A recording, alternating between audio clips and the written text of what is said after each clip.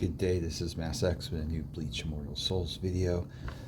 We had an update last night, so I wanted to go through that as well as some nice surprises. Let's take a look at what the notice states. It states new characters are coming, NANU and AIZEN. Yee-hee! Season Pass 5 is coming, new chapters are coming. We've added the probability info and squad rewards. The level cap has been increased to 93. When upgrading War Souls, a notification will be posted if an orange War Soul is included in the material section, and some fixes. Issue at HP bonus of Battle Soul Shattering was not working. Nice. Okay, yeah. Alrighty. Not bad. Nothing spectacular. Still waiting for the new War Souls, if anybody from Oasis is listening. So let's actually dive into this real quickly. Well, the one and only thing that really counts out of this update, is the characters. But let me show everybody one thing if you haven't tried. Stage 24 is the new one they opened up, and they pulled what they did the time before, where you can only get through part of it, and it doesn't unlock till 93. So just so you're aware, you cannot go all the way through the new story mode. Little disclaimer there, so everybody's aware of it. But let's talk about what's really important, and that is the new characters. We've got a new AIZEN coming, and he's Black Tortoise. So Black Tortoise is going to start to be a problem now, because they used to not be that great, and now they keep adding good characters, and they have 2 great soul hauls, and now we have this.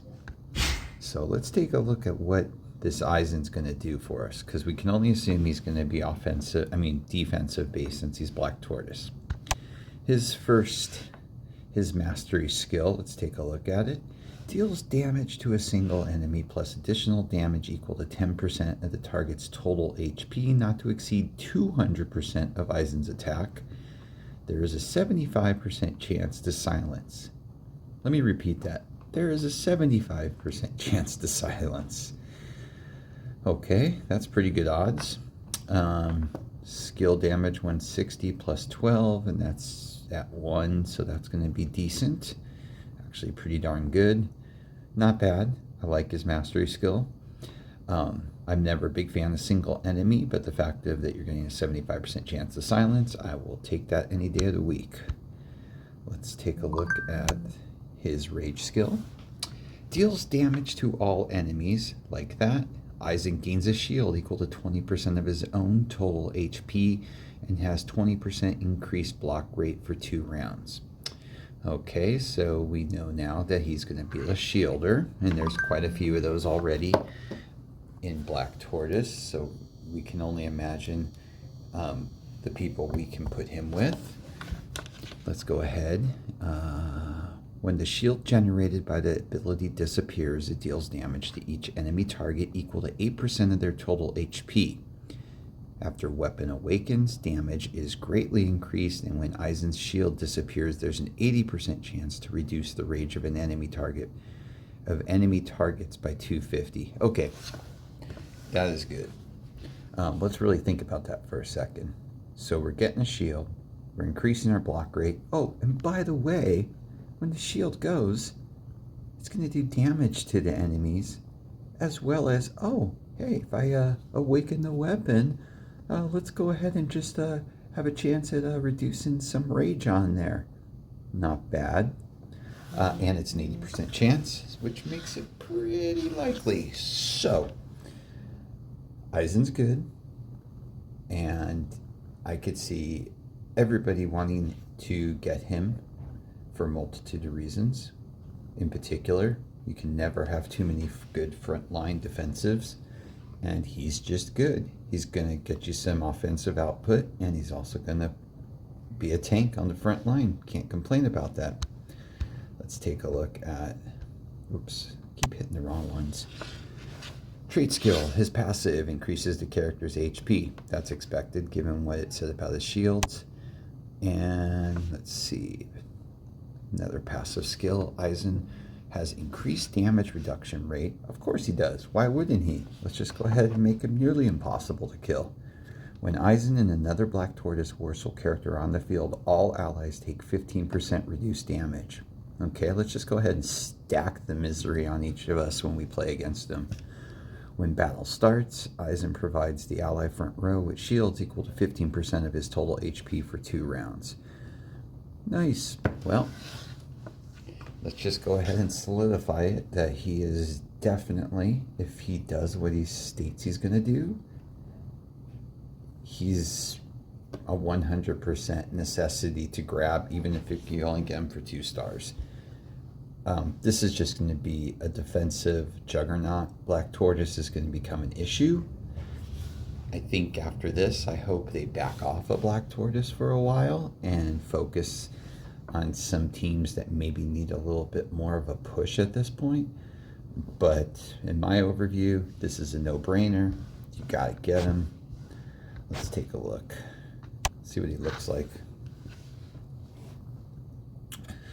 Alrighty, let's do a little auto here to see his trial, even though these.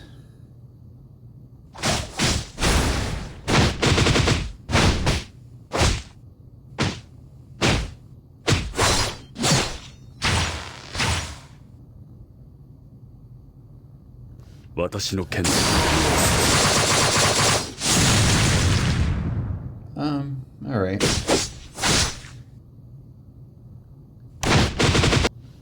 Animation's okay. I don't know if I'd call it anything spectacular, but let's just say it how it is. AIZEN is good. Get him if you can. And let's take a look at NANU. SSR. Okay. Let's see what she can do. She is an attacker. Damage, low HP support. Alright. Her master skill deals damage to a single enemy plus 30% additional damage to target whose HP is lower than 65%. Okay, that's actually not bad. Not great, but not bad for an SSR. Her rage skill deals damage to an enemy column plus 30% additional damage to targets whose HP is lower than 65%. I can see where this is going now.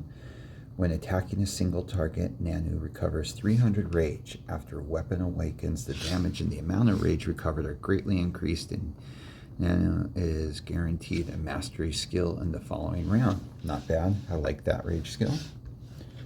Passively increase the character's attack. Nice. What's the last one? Damage rate increases at the end of every round to a maximum of 5 stacks. Damage rate increased by 4, so that's 20%. I like that. That's a nice little... So basically, she has 2 things working for her. One is she's building up her damage rate, and then by the time you get 5 full stacks on her, most likely there's going to be 65% or lower HP characters on the field, and guess what? She's doing a heck of a lot of damage. I actually really like her.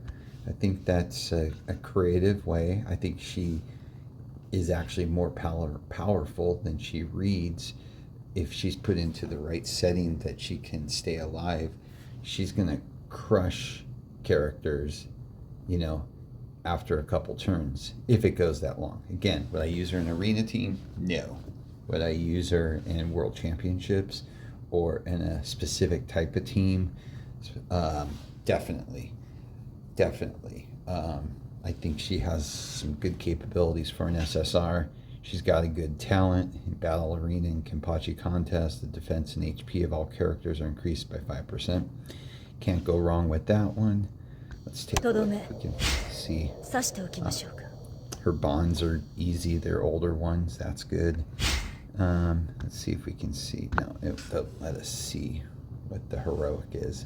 All right. No, she's not bad. If you can get her, go for her. But if you had to pick between the 2, definitely get AIZEN without a doubt. Let's take a look at his talent. I forgot to. The rage skill damage of all characters is... Oh, yeah. Another great talent. Yeah, AIZEN's no-brainer. and I would definitely get her if you can, but definitely not. No big deal if you can't. AIZEN's the one.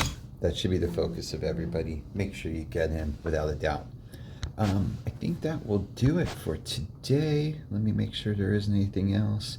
I think all we got was the same old crud they always give us. Yeah, except for now that we've got Aburama. That's nice if you weren't able to get him, or if you got him and you want to put him up in the gotcha bonanza, which we always get. So no surprises anywhere else.